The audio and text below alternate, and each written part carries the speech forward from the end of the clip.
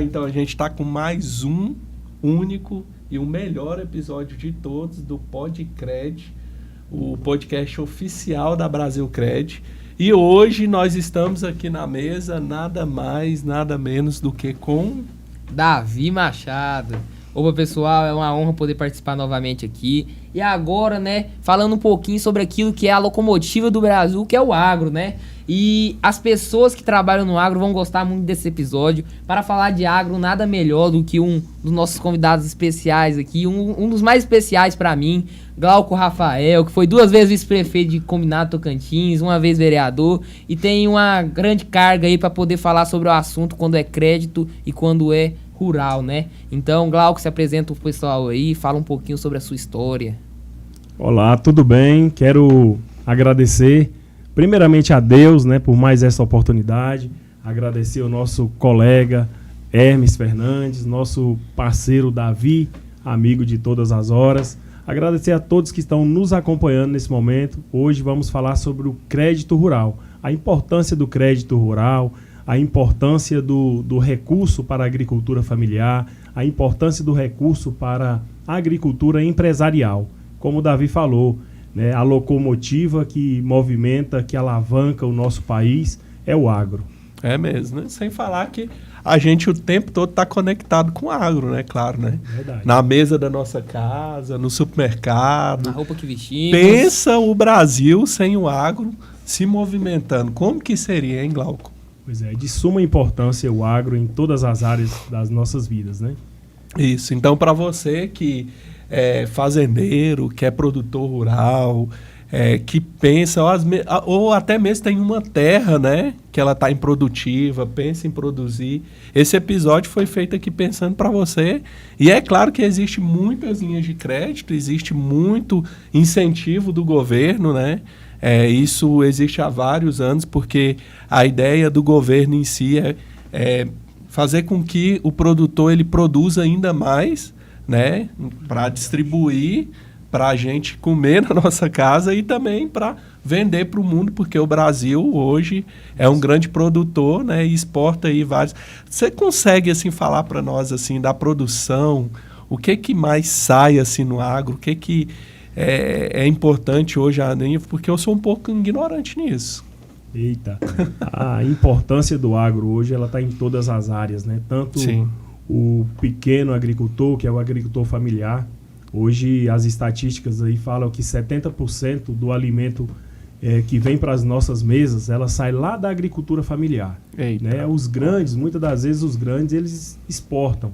Né? O carro-chefe aí é a pecuária de corte, que nós temos aí um mercado consumidor muito grande, um mercado asiático.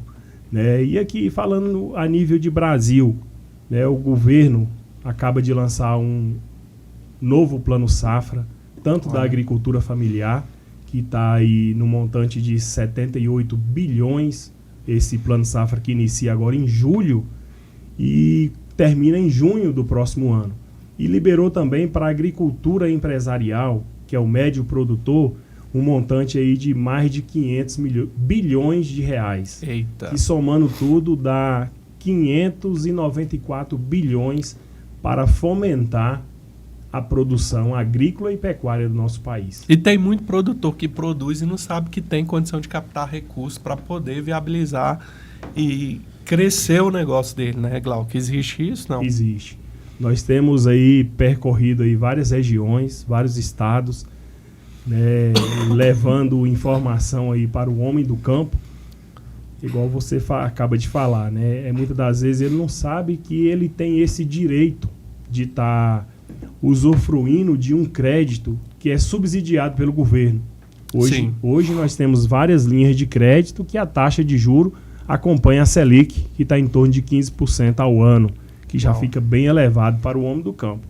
E o governo dá uma ajuda ao pequeno e ao médio produtor, subsidiando uma parte desse juro. Uhum. Então hoje, o pequeno produtor ele consegue pegar um juro subsidiado a 8% ao ano. Uau! Tanto para custeio quanto para investimento. E ainda tem um diferencial, Hermes e Davi, que se for alguns produtos, que é da cesta básica, a taxa de juro cai de 3% até 2% ao ano. Isso. Inclusive, a pecuária leiteira hoje está com a taxa de juros de 3% ao ano para custeio. Né? Certo.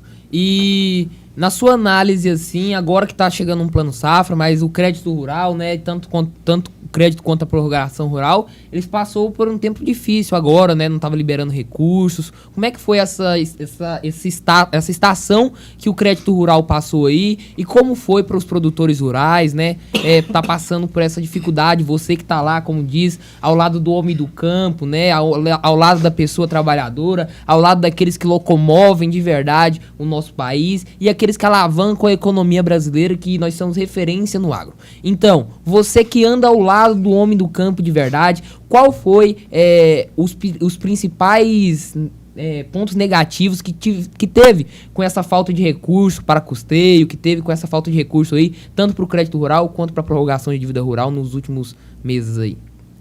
É de suma importância a gente falar para todos que estão nos acompanhando que o agro passou um momento difícil. Escassez em alguns estados, a chuva forte em outros estados, o preço oscilou bastante. Então a safra teve problema de produção, né, teve problema também no preço, tanto da pecuária como agrícola. Então, assim, o produtor teve algumas dificuldades em estar arcando com seus compromissos, que foi pagar as parcelas dos investimentos e pagar também o custeio, tanto agrícola quanto pecuário. Foi aonde o governo liberou aí para estar fazendo as prorrogações das dívidas rurais. Então, o produtor que tinha uma parcela vencendo, chegava no técnico, chegava no projetista dele e pedia para fazer um laudo e prorrogava aquela dívida por 1 ano, 2 anos, até 5 anos de prazo. Então isso aí deu uma melhorada na vida do homem do campo. Olha, que bom. Então, assim, Glauco, falando um pouquinho assim para a gente ser um pouco prático, né? Porque a pessoa que está nos assistindo, às vezes ela não entende muito. Então, resumindo, aquele produtor, ele tem ali um campo, claro, né? Tem uma produção e quer captar um crédito. Qual que é o passo a passo, assim? O que ele tem que fazer? Qual que é o caminho, o passo a passo para ele poder captar esse crédito? E que tipo de crédito normalmente existe? Fala para a gente aí, dá mais ou menos uma geral aí para as pessoas que não conhecem ainda essa linha de crédito. Bom, o crédito rural, ele tem um passo a passo aí para chegar até ele. Certo. O produtor rural tem que morar na propriedade ou próxima dela. Top. Né? Ele tem que ter uma renda vinda da agricultura ou da pecuária. E como que prova isso? Ele tem, muitas das vezes, tem a nota fiscal dos bezerros que ele faz a venda. Boa. Tem também os recibos de alguma produção que ele produz. Eu entrego leite no laticínio. Eu entrego frango, eu vendo na feira do produtor rural. Então, assim, ele faz uma autodeclaração. Sim. E cada estado tem o Sindicato dos Trabalhadores Rurais e tem também as EMATES, que é as empresas de assistência técnica e extensão rural, que enquadra aquele produtor como agricultor familiar ou como médio produtor. Certo. A partir daí, ele enquadra naquela determinada linha de crédito. Tá todo mundo tossindo aqui, viu? O Covid chegou por aqui. Tá repreendido em nome de Jesus, por mim não chegou e eu não tô tossindo também, graças a Deus, né? Isso é um quebra-gelo, viu, gente? Misericórdia, o Covid chegou por aqui não. Tá amarrado. Isso aí, Glauco. Então, como não, você... calma, deixa eu terminar. Não terminou não, tossiu, né? Tossiu. Pois é. E aí a pergunta, ela é bem complexa, porque fala assim, como chegar ao crédito, né? O produtor tem que fazer um levantamento patrimonial, o técnico vai lá, faz um levantamento da propriedade, vê o que ele tem de suporte forrageiro, que é a pastagem, vê o que ele tem produzindo naquela área, né? Faz um levantamento, se tem infraestrutura, se tem benfeitorias, manda o limite de crédito para o agente financeiro. O agente financeiro analisa aquela produção de hoje a 1 ano atrás, de hoje a 1 ano à frente, que é a renda prevista dele, e enquadra ele naquela determinada linha de crédito. Boa. Aí tem a documentação, que é a documentação de praxe, que o produtor deve ter ali a matrícula do imóvel registrada no cartório, tem que ter o CAR, que é o Cadastro Ambiental Rural, o ITR, que é o Imposto Territorial Rural, e o CCIR, que é o famoso INCRA, né, para fazer o financiamento. Esses são os documentos da propriedade. Aí deve ter também o documento de sanitário, é onde fala ali que a quantidade de rebanho que ele tem cadastrado na propriedade junto ao órgão de fiscalização sanitária. Os documentos pessoais, se for casado, da esposa também, porque a esposa ultimamente é que está mandando tanto nas casas da gente como nas propriedades rurais. Na verdade, elas que mandam na fazenda, né? Mandam em tudo, né? E é isso. E o banco também, Davi, todos que estão nos acompanhando, além de tudo, roda esse limite de crédito, estipula ali o que ele pode pegar, tanto de custeio quanto de investimento, e aí é feito um projeto técnico, tanto para custeio quanto para investimento, e aí tem um prazo, tem a carência de 1 ano, 2 anos, 3 anos, dependendo qual é a atividade que ele vai trabalhar, e tem aí até 10 anos para pagar.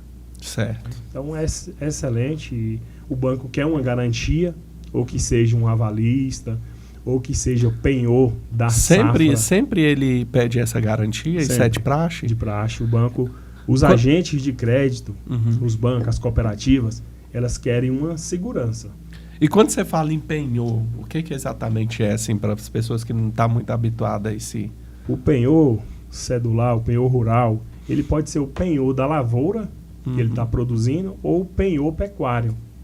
Eu vou colocar como garantia um lote com 100 vacas, com 20 vacas. Aí ele dá aquele lote ali em garantia naquela operação que ele está financiando no banco. Que legal. Entendi. Então o governo, o incentivo dele com crédito rural é, vamos supor, vou comprar agora um gado para engorda, lá para o corte, e aí quando chegar daqui 2 anos eu vou ter tanto dinheiro para pagar a dívida rural que eu fiz, quanto o dinheiro de lucro para me reinvestir. Então, esse crédito rural ele chega para ajudar o produtor a alavancar o seu negócio, né? Alavancar as suas propriedades e as suas produções, né? Tanto como o custeio agrícola, como o custeio pecuário, eles servem para que o produtor invista e depois retenha lucro e pague aquilo que foi pego. É mais ou menos isso? Correto. Excelente. Você fez a pergunta e já respondeu. Né? Ele pega o recurso... Você está trabalhando agora? Um crédito rural? Você trabalha com tudo um pouco. Ele pega o recurso, né, se for um custeio, um exemplo, para recria e engorda, para comprar o bezerro, para fazer reposição. Daqui 2 anos tem que pagar a parcela do banco, daquele custeio. Mas nesse ciclo aí, você já fez a recria e engorda e já adquiriu o recurso para pagar o banco e para sobrar o lucro também daquela sua safra. E se caso acontecer que a produção caia por algum motivo, não tem engorda, ou aconteça uma tragédia, morre lá o gado que ele investiu, e esse dinheiro não tem como pagar o banco nos 2 anos, o que acontece com o produtor? É pegada a penhora dele? Ótima pergunta. A penhora é em último caso que o banco utiliza, né? Tem várias outras opções antes de chegar na penhora, né? Como tem a prorrogação da dívida, né? Ele não teve condições de pagar, faz o laudo, prorroga aquela dívida dele ali também. Dá para fazer isso. Pensa o banco indo lá e pegando a vaca, né? Isso é muito triste, né? Mas tipo assim... Isso aí é em último caso. E quando o produtor entra em dificuldade, a primeira coisa que ele vende é o rebanho. Vamos ter que o banco pegar. Porque normalmente a vaca não vai ter uma placa, né? É aquela... Tem a marca, né? Mas o banco não... Na verdade, o interesse do banco não é nem esse. Não é esse. É porque, na verdade, Gal, que a gente está falando de algo muito sólido, né? Justo. Então, resumindo, quando de fato o banco coloca essa condição, é porque o banco já sabe de fato que vai existir aquela produção, que vai engordar, que vai dar certo e que vai para o mercado para corte, né? Então, o banco ele já faz já viabiliza esse recurso, já pensando de fato ali num pagamento de fato. Né, daquela dívida. O banco, Hermes, a cada ano que passa, ele está exigindo mais. Nesse plano safra agora, nós temos estudado algumas partes dele. E eu já trabalho com crédito rural aí há 20 anos. Né, desde o ano de 2005 que eu trabalho com crédito rural. Então, assim, eu posso falar que eu tenho uma vasta experiência no crédito rural. Sou um projetista, sou técnico agrícola, e eu me especializei nessa área para estar atendendo ali o homem do campo, tá fazendo esses financiamentos aí. Então, assim, antigamente não tinha garantia. O produtor pegava o dinheiro e o banco... A Deus dará. A Deus dará. Depois foi entrando, penhor, a hipoteca. O que é hipoteca hoje? A hipoteca é quando você tem uma propriedade que possa dar ela em garantia, ela fica hipotecada. Hipoteca um veículo, hipoteca um bem, Isso. né? Um imóvel, né? E agora, eu estou sabendo que esse novo plano safra, o governo quer mais garantia. Sim. Os bancos estão fechando o ciclo e é muito importante que o banco agora está fazendo uma seleção e exigindo do produtor a alienação fiduciária, né? Eita. Então, assim, O que é essa alienação? a alienação é o bem praticamente passa para o banco. O bem que está dado em garantia. Caso o produtor não paga ali, o banco já segura, já está com o banco. Entendi. No caso da hipoteca, é parecido, mas a hipoteca ainda vem a questão judiciária. Então demora mais, o produtor entra com recurso, o advogado entra. E a alienação não. O bem Já é do banco. Você pagou, você paga uma taxazinha para o cartório tirar aquela alienação lá que volta para o seu nome. Então, assim, Isso. cada ano que passa, né, os bancos estão pedindo uma garantia mais real. Isso. Entendi. Então não adianta muita coisa liberar muito recurso e dificultar o processo do produtor ter acesso ao crédito, né, Glauco? Mas vamos chegar num ponto aqui agora, que é o que os produtores que estão nos assistindo aqui, nossos telespectadores, mais querem saber, é qual que é a porcentagem de sucessos nessas contratações de crédito rural. A cada 10 clientes que chega na sua base, no crédito rural, primeiro, e depois você nos fala um pouquinho sobre a prorrogação de dívida rural, quais taxas de aprovação, de sucesso nesse crédito rural e nessa prorrogação que os clientes que chegam hoje na sua base têm? Olha, Davi, saber informar um percentual real é meio complicado, é muito relativo. Sim. Depende das características, depende do ano, depende também da produtividade, né, das lavouras, da produção dele. Eu tenho uma carteira de cliente, nós temos lá na empresa uma carteira de cliente que é muito bem atendida e não tem dado problema quanto a essa questão de inadimplência. Nós preocupamos muito com isso, Hermes. Então, assim, a gente não chega na propriedade emprestando dinheiro a Deus dará. Certo. Fazemos um levantamento, vemos a possibilidade de endividamento daquele cliente, pegamos o que ele tem de dívida em outros agentes, naquele próprio agente ali também, e fazemos ali uma capacidade de pagamento. Ele está pegando uma nova dívida para fazer um novo empreendimento naquela propriedade, e é onde nós vamos fazer o cálculo ali para saber se ele tem capacidade de pagamento, de pagar o que ele já deve e continuar pagando esse. Entendi. Sim. E como todo financiamento, como todo crédito, né, é preciso que esse cliente tenha alguns requisitos para chegar ao crédito rural, né? Além da papelada, que é aquilo que o banco pede, né, sobre as documentações que o produtor tem que ter da terra e do rebanho dele, da produção dele, também tem a questão de ter que estar com o nome limpo, né? O produtor tem que estar em dias com Bacen. Como que funciona assim? Fora as papeladas, quais são os requisitos para que o produtor tenha acesso ao crédito rural ou à prorrogação? É feita uma consulta minuciosa. O produtor, se ele tiver com alguma restrição nos órgãos de proteção, ele não avança. Não avança. Nem ele e nem o avalista, nem a esposa do avalista, se tiver com alguma restrição, não tem crédito. Né? Enquanto não consertar, enquanto não regularizar essas pendências, não consegue acessar o crédito. E assim, Glauco, quando você fala do avalista, todo o processo tem que, de fato, ter um avalista? Ou isso é de acordo com o compliance de cada produtor? Como funciona? Cada caso é um caso. O banco quer uma garantia. Se aquele financiamento que ele está pegando ali hipotecou um imóvel, fez uma alienação, colocou um penhor, deu certo, ali passa. Né? Se houver necessidade de colocar um avalista, o avalista tem que ter recurso líquido que cobre o valor daquela operação.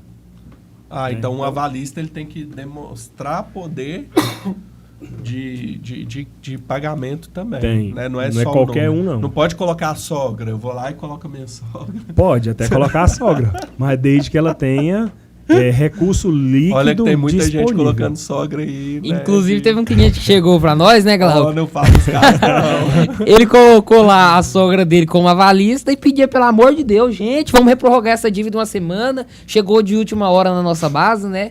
E aí, meu Deus, minha sogra já tá aqui, o problema não é nem essa dívida, se fosse meu nome, não deixava chujar, mas agora é o nome da minha sogra. Como é que é essa questão? O avalista também, ele sai prejudicado caso não arque caso não arque com a dívida que foi feita, né? O primeiro a ser acionado é o avalista. Né? Certo. Porque o avalista ele tá ali garantindo Tá aquela todo dívida. lascado. Né? O produtor faz o compromisso, mas o autor da dívida, mas o avalista ele se compromete em pagar aquela dívida ali. Então, por isso que teve esse caso aí que aconteceu e o produtor preocupou muito, porque nós orientamos ele, o banco vai atrás primeiro do avalista. Tá perto de vencer, falou, já tá vencendo. Ficou com medo da sogra. Resumindo, é isso. Mas assim, pra gente caminhar aqui pro nosso final, resumindo, é possível sim contratar crédito rural hoje, existe dinheiro no mercado e assim, são várias linhas de crédito, né? Tem uma linha de crédito, Glauco, queria que você falasse para nós aí. Uma coisa é o produtor rural que quer produzir e aquele produtor rural que quer investir em equipamentos, por exemplo, em estrutura para poder colher ali uma soja ou que seja outro tipo de produção, né? Como que funciona essas linhas? Assim, é um pouco confuso para quem está assistindo, né? É individualizada, tem que fazer um estudo, um projeto. Aonde entra o seu trabalho quando é um produtor rural que quer produzir, mas é outro produtor rural que ele quer investir em estrutura? Como que funciona isso? Fala para nós aí. O crédito rural, ele tem várias vertentes, como você diz aí. Tem o crédito para custeio, que financia o custeio da sua produção agrícola. Sim. Custeio pecuário, que custeia a produção pecuária, tanto na aquisição de reposição, quanto na medicação, vacina, ração. Isso aí também é financiado pelos custeios. Aí vem a parte de investimento. O que é que os investimentos financiam? Financia a compra de matrizes, que é as vacas, reprodutores, que é os touros, né? Aí financia também as instalações da propriedade. Eu quero construir aí curral. Quantos metros de curral? Vai lá, faz o orçamento. Quero construir cerca, benfeitorias, um galpão. Eu quero máquinas e implementos agrícolas. Tem a linha de crédito também, como você falou, que é colher, né? Uma colheitadeira que custa aí em torno de R$500 mil, R$1 milhão. O banco também financia. Né? Então, assim, tem várias vertentes. Hoje o agro hoje ele está bem amplo e tudo que o produtor falava assim, eu quero produzir na minha propriedade, o banco financia. O agente financeiro financia. Eu quero mexer com piscicultura. Vamos lá, vamos fazer o orçamento do tanque, vamos fazer o orçamento dos alevinos. Eu quero mexer com granja, com postura. E esses projetos, você é um engenheiro, Isso. basicamente, do agro, né? Por exemplo, a pessoa quer mexer ali com determinado produto. Você define, faz todo o projeto e justifica que lá para o banco esse trabalho é o que você faz, né? Esse é Como o trabalho. Como é a prática do seu trabalho mesmo, assim? Fala um pouco da sua rotina. O que você faz, ó? O que você faz, afinal de contas? O homem vive cheio de dinheiro, chega com Jeep, Compass e não sei lá o quê. Eu falo, meu Deus, qual que é o seu... Como que é o seu dia a dia, a dinâmica, para o pessoal entender? O primeiro passo é o serviço do técnico, é visitar a propriedade, né, fazer o levantamento patrimonial. O que é o levantamento patrimonial? É colher todas as informações ali da propriedade. O que ele está mexendo, quantos litros de leite ele tira por dia, a gente multiplica por 30, multiplica por 12, que a renda ela é bruta anual. Então, assim, tudo que ele produz na propriedade, a gente faz o levantamento. Tudo que for renda. Se a esposa do produtor pega um leite ali, faz um doce, vende na feira, é uma renda rural. Se ele pega ali um caju no cerrado, processa ele, vai para a feira, vende, é uma renda rural. Então, toda essa renda, eu costumo falar para o produtor, não esconde o leite, não. Nós vamos precisar de toda essa renda sua. Você formaliza a renda. Formaliza a produção agropecuária dele, o que ele tem de receitas. Aí nós vamos agora para a despesa. O que sobrou de líquido? Isso aqui. Então, essa aqui é a sua renda líquida anual. Pronto. Através daqui, o técnico faz o levantamento. Ele fala, eu quero mexer com criação de suinocultura. Vamos lá, então vamos fazer. O que é isso, gente? Criação de porcos, Meu né? Deus. Suinocultura. Suinocultura. Somente para sair. Olha, tem muita gente fazendo isso por aí, né? Suinocultura, caprinocultura, avicultura, que é a criação de frangos. Capinocultura é para criar capim, é? Ovino-caprinocultura. Ovino-caprinocultura é a criação de ovinos e caprinos. Entendi muito bem. Ovelha. Graças a Deus eu mexo com o pessoal da cidade aqui, viu que esses nomes aí é difícil. Pois é, então o serviço do técnico hoje é esse aí, é fazer esse levantamento, é ver a capacidade de pagamento, a capacidade de apacentamento. Tem produtor que tem uma área de 10 alqueires de terra, que é em torno de 50 hectares. Sim. E quer comprar 500 cabeças de gado. Não cabe na propriedade. Então é onde entra o técnico e fala, não, ali cabe em torno de 2 unidades de animal por hectare. Se você tem 50, então nós vamos fazer um cálculo de 100 cabeças. Então o técnico faz esses cálculos. O técnico ele faz esse estudo de viabilidade, tanto financeira quanto de pastejo, né? Podemos fazer uma justificativa de complementação com ração, com silagem. O produtor tem cana, o produtor tem milho, tem sorgo. Então dá para agregar tudo isso. Agregar, colocar na ração. Quando você faz esse laudo, claro, tem que fotografar. E como que é, assim, o laudo existe, né? A ideia é justificar a renda para poder assumir compromisso financeiro. Mas e o produtor rural que não declara imposto de renda, por exemplo? Como que fica nesse cenário? Pois é, ele, na verdade, ele autodeclara quando ele está num órgão de assistência técnica e extensão rural. Ele fala, eu produzi esse ano a quantidade de bezerros, mas vendi tantos. Por quanto? Vendi por tanto. Aí lá no meu quintal eu tenho umas 80 galinhas. Se eu vender quantas? Não, vendi umas 20. Não vendi não, mas eu consumi. É como se fosse uma renda. Está consumindo, você deixa de comprar. Eu costumo colocar o consumo também como receita. Então, legal. Então, esse trabalho. Então, ele se autodeclara e automaticamente o banco entende que é uma renda. Porque a gente está falando de pessoas do rural que o cara não vai chegar lá e ligar para um contador e falar, preciso declarar minhas galinhas. Então, assim, difícil. O produtor rural, por isso que a gente fala, o técnico tem que ter um acompanhamento, tem que ter um histórico da produção dele. Isso. Você tem que acompanhar. Então, dificilmente um técnico vai sair liberando um laudo, liberando um limite de crédito para um forasteiro que chega numa cidade. Então, na verdade, Glauco, você é um engenheiro rural, você é um contador rural, você é um cara que, tipo assim, quando ele contrata o seu trabalho, ele entrega a vida dele para você formalizar tudo para o banco e comunicar com o banco quem é aquela pessoa e o que ela precisa, né? Verdade, Hermes. É muito... É até engraçado isso. Eu trabalhei 7 anos no órgão de assistência técnica e extensão rural do estado de Tocantins, que é o Ruraltins. Exerci a função lá de técnico agrícola, de assistente administrativo e também assumi a função de chefe de unidade local. Então, assim, eu passava o dia no campo. Saía cedo, almoçava pela zona rural. Tem que ser cuiudo para aguentar esse tranco aí. Em caipira e tudo. Mas naquela época tinha muitos programas. Se não for cuiudo, não aguenta não. Muitos programas do governo de incentivo à produção. O governo liberava semente de hortaliça, a gente já chegava lá, entregava para os produtores, liberava plástico para ele fazer aquelas estufas cobertas para produção de hortaliça, já chegava lá com dinheiro no bolso para comprar a produção dele para ele distribuir para os órgãos lá na cidade, que é o CRAS, o PET, algumas creches, algumas escolinhas de futebol, algumas igrejas que tinham trabalho social. Então, assim, a gente já chegava a fazer a compra da produção dele. Às vezes tinha um cacho de banana lá já quase amadurecendo, a gente falava, não, nós vamos fazer um processo aqui, vamos comprar a sua produção e você vai entregar lá na cidade. Então, assim, o produtor, ele passa total confiança para o técnico que assiste ele, né? Então, Sim. Agora vamos descobrir o segredo aqui, Glauco.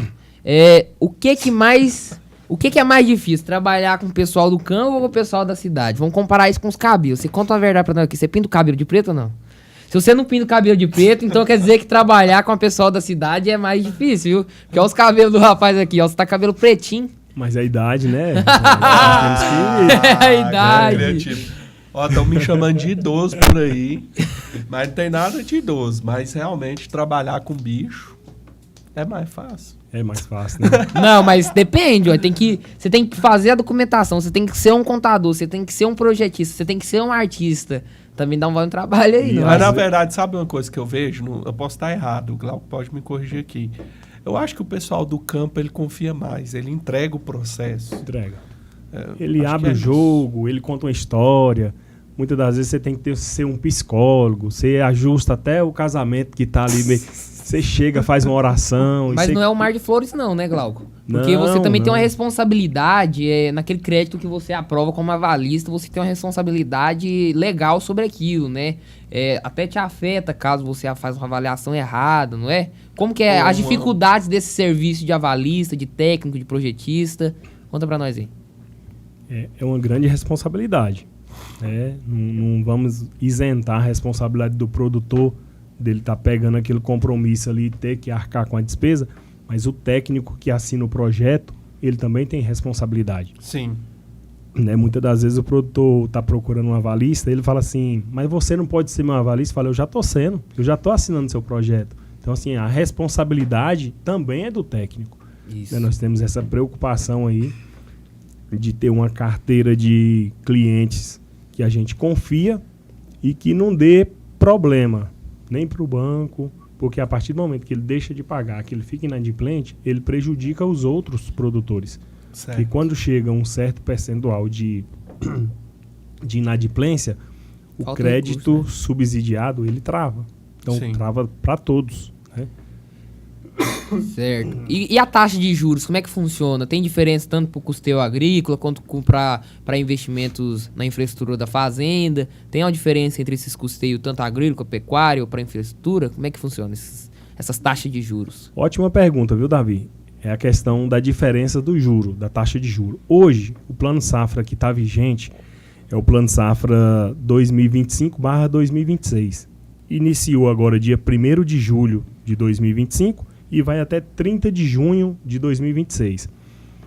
O custeio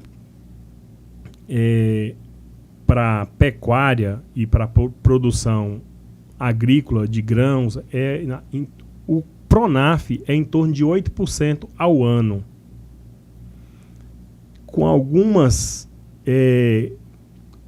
produtos, principalmente aqueles da cesta básica, o governo dá um incentivo para o pequeno produtor produzir ele. Aí a taxa de juros cai para 3% em alguns produtos e 2% em outros.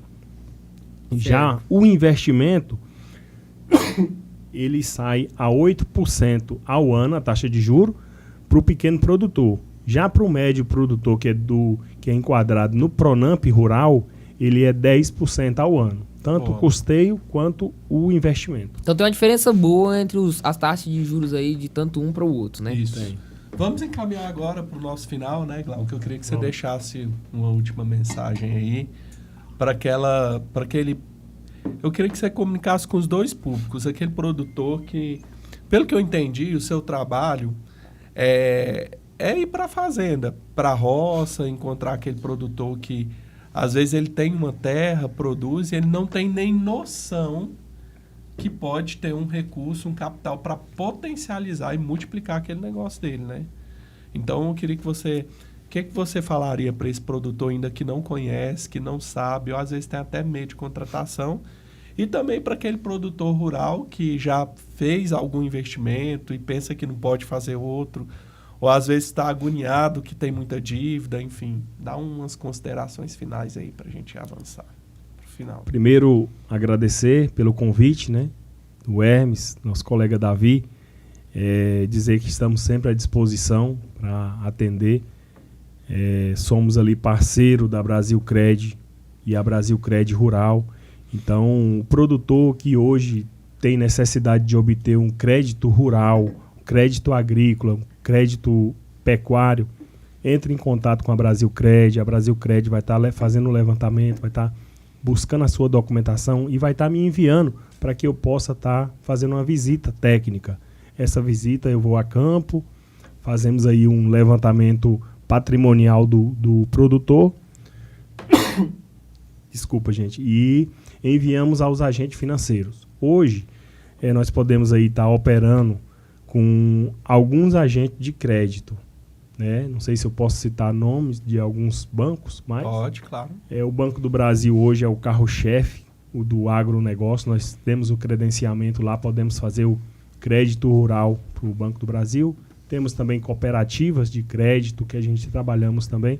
Então, esse é o nosso trabalho, né? É uma parceria com a Brasilcred Rural, a Brasilcred, para estar aí atendendo o homem do campo, mostrando para ele que ele tem direito de obter um recurso que é subsidiado pelo governo federal. O governo dá uma ajuda, dá uma alavancada. Enquanto a Selic hoje está 15%, o produtor pode pegar um recurso ali com a taxa de 8% ao ano. Né? Então, está uma taxa boa para o homem do campo. Né? Então, esse é o nosso trabalho. Trabalhamos aí diariamente, né, aqui no entorno de Goiânia, em torno da nossa capital federal, Brasília. Atendemos o estado do Tocantins todo e o estado de Goiás também. E o Brasil também, né? Você dá o Brasil todo. Gente, você tem uma fazenda, quer prorrogar, o especialista é o Glauco. Resumindo, ele ou se você não tem uma fazenda, manda pra quem tem uma fazenda e tá assistindo nós aí, né? Isso aí. Bem, Davi. Então, obrigado, viu, Glauco, pela sua participação. Quer falar mais alguma coisa? Isso aí, não só agradecer a presença do nosso convidado, Glauco, aqui, que tem essa parceria aqui entre nós, né? A Brasilcred Rural, junto com a Agropaz Projetos, que é a empresa do Glauco aqui. E deixar aqui, fala o seu Instagram aí pro pessoal te seguir, Glauco. @ Glauco Rafael. Isso. A fotinha vermelha lá, pode chegar lá que é o homem, tá? Vamos isso aí. E agora só resta expectativas para o próximo episódio. A conversa tá boa, nós vamos falar um pouquinho dos nossos patrocinadores, a Sustente e a 4E Energia. Então, pessoal, essas pessoas que são, essas empresas que estão aos nossos lados aí, nos ajudando a levar conhecimento para você que tá aí do outro lado da tela. Um abraço mesmo. E até o próximo episódio. E o próximo episódio vai vir recheado, vai ter um convidado especial. Hudson Massal vai estar aqui. É difícil bater o convidado Glauco Rafael de hoje, viu? Mas vamos tentar. Eita, glória. Hudson Massal vai estar aqui conosco. O pessoal da Energy, né? Da 4E vai estar aqui também conosco, né? Ainda bem que eu vim antes, né? Porque se fosse após, eu não aguentava nem falar nada, né? Agora você acabou com o brilho deles, Glauco. Obrigado, viu, gente? Até o próximo Vai ser episódio. difícil ele e superar isso. Comenta aqui, deixa seu comentário e compartilha esse vídeo aí com aquele amigo seu que tem aquela fazenda dos sonhos. Bora pro próximo episódio? Fui.